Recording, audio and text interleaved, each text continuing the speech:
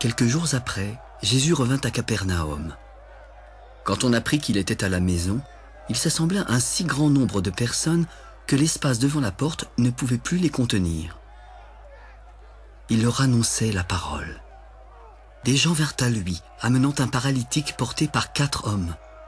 Comme ils ne pouvaient l'aborder à cause de la foule, ils découvrirent le toit de la maison où il était, et ils descendirent par cette ouverture le lit sur lequel le paralytique était couché.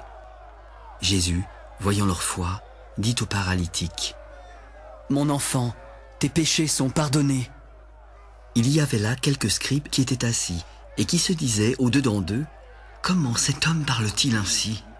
Il blasphème. Qui peut pardonner les péchés si ce n'est Dieu seul ?» Jésus, ayant aussitôt connu par son esprit ce qu'ils pensaient, leur dit : « Pourquoi avez-vous de telles pensées dans vos cœurs ? Lequel est le plus aisé ? De dire au paralytique : tes péchés sont pardonnés ? Ou de dire : lève-toi, prends ton lit et marche ?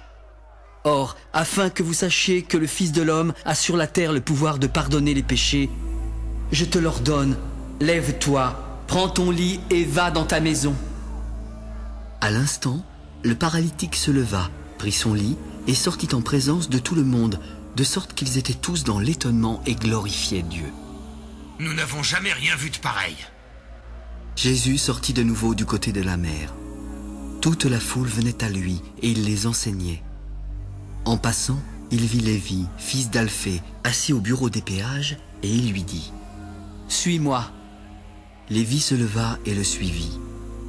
Comme Jésus était à table dans la maison de Lévi, beaucoup de publicains et de gens de mauvaise vie se mirent aussi à table avec lui et avec ses disciples, car ils étaient nombreux à l'avoir suivi.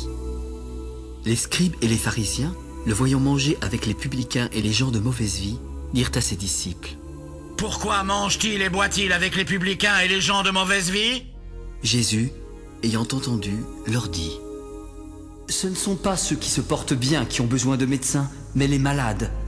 Je ne suis pas venu appeler des justes, mais des pécheurs. » Comme les disciples de Jean et les pharisiens jeûnaient, ils se dirigèrent alors vers Jésus. « Pourquoi les disciples de Jean et ceux des pharisiens jeûnent-ils, tandis que tes disciples ne jeûnent point ? » Les amis de l'époux peuvent-ils jeûner pendant que l'époux est avec eux ?